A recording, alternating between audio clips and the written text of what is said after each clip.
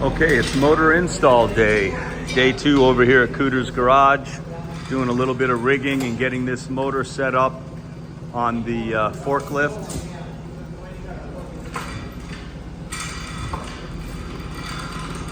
The tire there. Oh, yeah, there you go. There we go.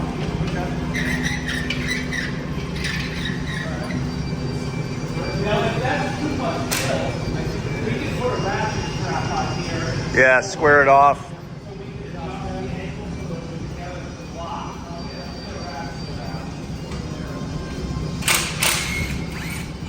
Just like you're coming, I think. Yeah. You're coming. You're plenty of height right here. Yeah, you're good. So the other thing we gotta do a little more. That's maxed out. Okay, so we're gonna have to cheat it up a little bit, I think. Yeah, shorten it. So go down. Bring it up. You gotta come over towards the left a little bit.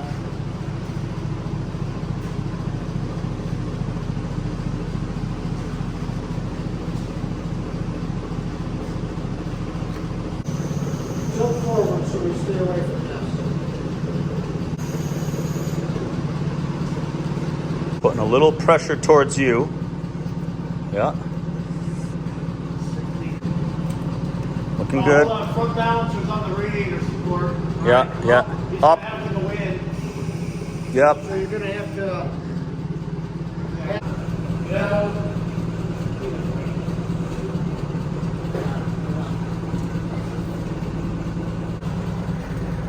All right, can you guys take up on that ratchet strap and put a little tilt in the motor?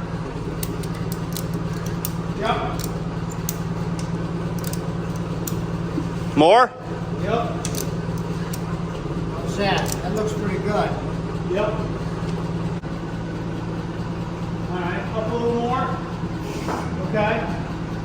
Nah, he's already, the bell housing's already on the opening. Shut that fork truck off. I need the... Kyle, remember I had to fight with that bell housing cover? Yeah. That's what I need now. Oh, it's... Okay. It's out, I think it's on that steel table. All right, so I gotta get that in before we lower the motor so down. several bolts in the bell housing are in. The transmission was sitting on a 2x6, so once we can get to where we can get the 2x6 out, then we can have better access at the bell housing bolts. And then there's another cover for the bottom of the bell housing. What's going on here? Well, Dwayne's manually turning the motor to position the flywheel so that Mike can catch the bolts that go through the flywheel into the torque converter. Then when that's done, then we can put that other section of bell housing on the bottom that's off right now. Dwayne, I hate to do Good this. shot of Dwayne right there, huh? Couldn't have done it without him. Had to bring the old man in. And see, I'm not going so tight that I can't wiggle the torque converter. Yeah, so you're keeping it Because just... if I tighten up one, I couldn't wiggle it. I might need to wiggle it a little bit. Yeah. So I go around twice. I get all 6 in, and then I'm we go just tighten them. Go ahead, Dwayne. giving you a shot there of that bolt that's in the flywheel. That's the torque converter bolt. Yeah, it's got some blue Blue Loctite. Loctite, and it's very short, so... A little more. Good. Took some black Herculiner, sprayed these bumpers, came out terrific. These will be going on this 4-door 2015 JKU. Running 35-inch Wrangler MTRs on Mickey Thompson side-biter wheels. Okay, we took a little time to put the Hard Rock steel stamped bumper on the front of the Jeep. Outstanding fit, looks great. We threw a worn winch plate in there in anticipation of the winch. And then we cut the bracket for the booster right here, rotated it 45 degrees, stuffed it in there with some tie wraps. That'll be fine. I've had mine like that for years. So we probably put that cover on just to cover some of that up till he gets the winch. In the back of the Jeep, we took the ridiculously cheesy rear bumper off. And what happens with the steel stamp bumper is the bolts need to pass through the cross member here, and they need to actually be long enough to go through the through the cross member and the hitch plate, and then thread into the bumper. So we probably need to get some longer bolts, but you never know. I think they're different threads. I think we're finding that the threads that Mike had are not the right threads for what we need. And then there are brackets that attach to the bumper that will anchor in right here. So we're in the process of trying to do the rear bumper. All right. So you can see that we got this hard rock rear bumper on, no joke. Had to retap the holes. The bolts go through the hitch, that's why. And then there are nuts inside the bottom of the bumper right there. And then the other thing, you got to remember to reuse this bracket right here and anchor that into the back of the bumper. Now, you'll notice that there's 3 nuts right here. Basically, there's a piece of plastic that goes in there and it ties this on. He doesn't have that. I don't know as if it's necessary. I'm sure he could get it if he wanted to, and it would basically fill that gap. But this is for his wife's Jeep, and she's going to be really, really pleased with it. So we'll have to get rid of all those fingerprints. We got a lot of fingerprints. But yeah, this thing came out nice, man. Jeez, pretty freaking stout. Looks good. Or something. It might be for the coil packs over on this side. I'll loosen up that ground and get those other. All right, the boys. This probably goes into that coil, but The that boys needs to are, go after we get the intake. Deciphering some of the electrical here. I don't want to block. So the whole bell housing assembly is all tightened down, Mike? All done. Flywheel's all done? Yep. That's huge. Brand new gaskets were put on the fuel injectors. You can see them right here, okay? Good look at one right there. So you can see that the larger gasket just goes into the fuel rail. I'd have to put the phone down, but basically this just presses in and then it rotates that way. So Yeah, and then Rick's got a pile of clips that go on.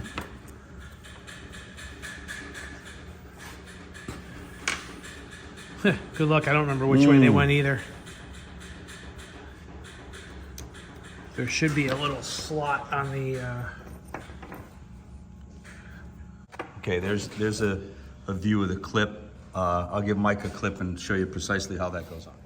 I think they'll probably only fit one way. I don't know. It's been a while for these. Right. Yeah, these fit right. He's got it, Nice. just like that. Yep. Just locks right into place, relatively easy, and still allows you to just turn the fuel injector so that you can get the plug facing inboard towards where the electrical connector is. Okay, you can see a fuel injector right there with the electrical plugged in, the clips on holding it in place. Good look at it. And we're setting up the other side now.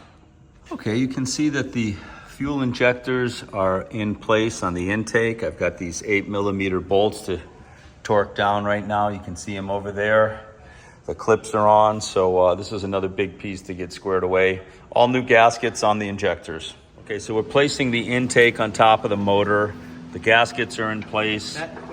There are some big electrical harnesses. One plug is going to go right here. Yeah. This one here. All right. Yeah. Did you hear it click? All right. You have one more over here that you got to get. That's the easy one. Yep. It's a. All right. There's a longer one right here that needs to mate. I gotta find the parts that go on the inside, the boot and the air filter. See down in there those bolts right here. There's 4 on each side. We're just starting them by hand. Another one over there. I'm starting from the center, moving outward. Just kind of making sure they're all started. Got some big plugs plugged in. The injectors are plugged in. So we're just making sure that we're not missing any of the electrical plugs. Reroute this a little.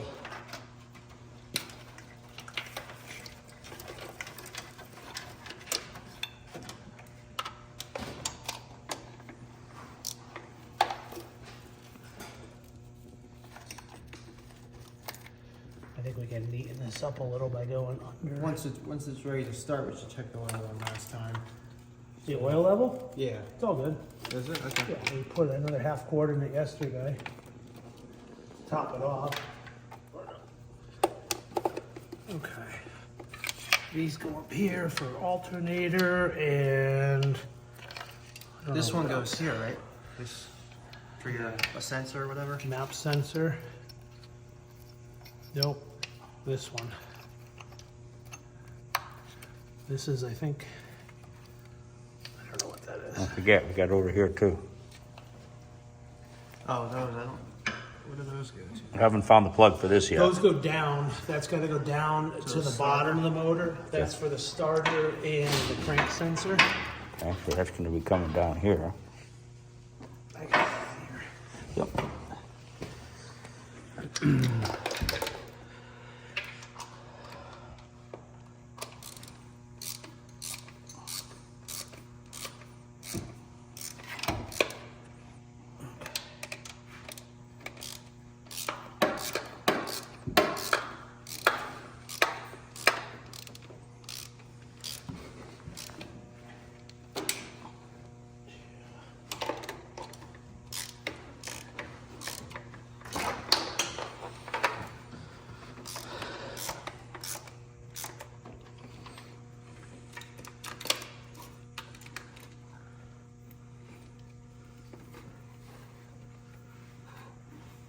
I mean, what's really left after, you know?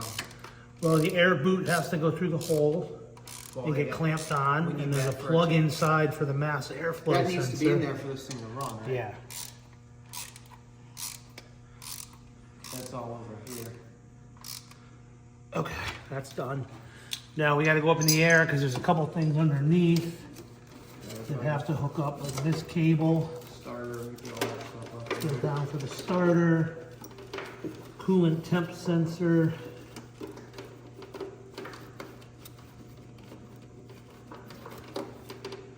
One of these wires on this cable, this little guy right here, Little ground. nope, goes around to here to the coolant temp sensor. There's a Oh, that nut little on brass. there. There is a brand new Yep. sensor. I see it from here. Yep. That wire goes, this Yep. green terminal goes on there. Yeah, let me zoom in This is unused. right there. See that little stake on that ring tongue terminal? Goes Yep. right there on that sensor. This plugs for the alternator, right? This three pin. Yeah, but we're not using that one because I have that adapter we're using. There's another cable here Oh, okay. for the alternator.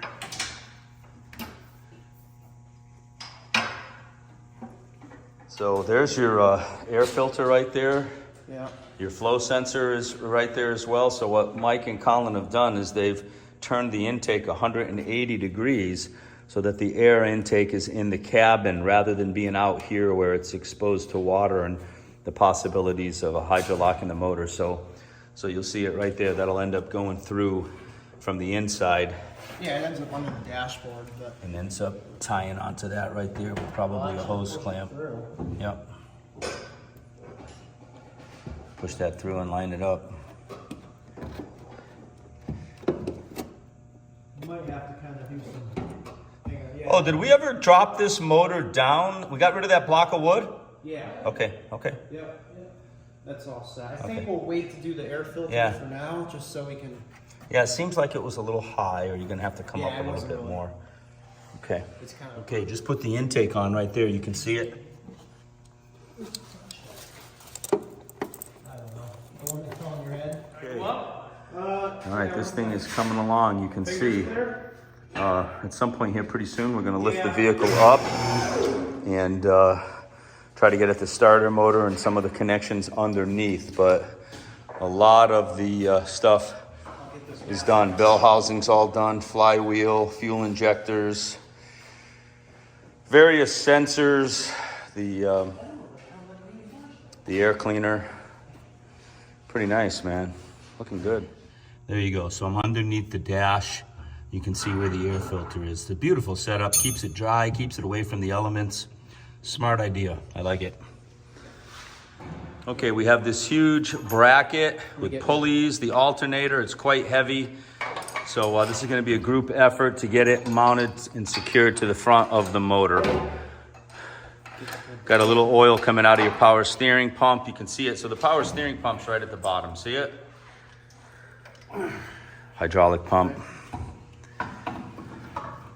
I'll hold it. You get the bolts. Yeah, all right. All right, we got to clean some paint off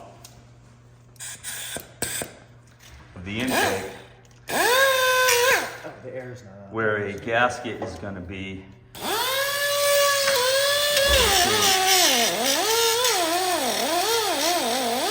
All right, Colin has the 2 gaskets. He's got to clean the paint off the block, but you can see how they go. There's the gasket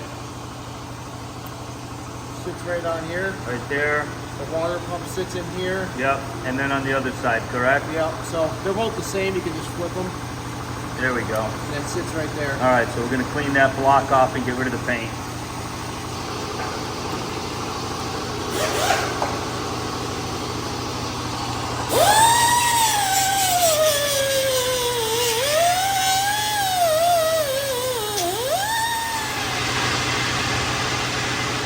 You can see all the paint has been cleaned off of both sides in preparation for the gasket.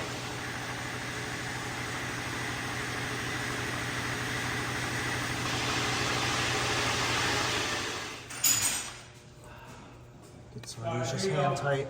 Yeah, you got it. 10. All right, you can see You gotta go some. way down. You can see the big bracket for the Over. alternator. Just trying to line Over that up. this way, way more. Middle? Yeah. Down a little more. Right. A little more. Right in there. Oop. Come on, maybe. Come on. All right, that one's started. Yeah. We'll get the gun prepped and we'll give it a little love. Get all 3 of Okay, them. look at underneath. You can see we got that bolt right there. There's 5 total on this bracketry that holds these pulleys and the alternator.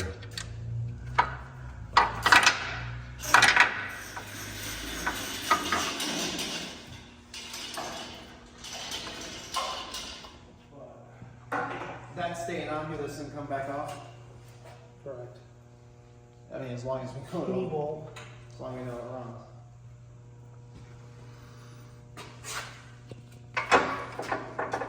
Bring this battery cable up to you. Grab that. Where's that go? On that stud. Oh, this stud here, red stud. There's a bunch of clamps, we all know. Yeah, there's one clamp underneath. There's another little ground thing here, I don't know what that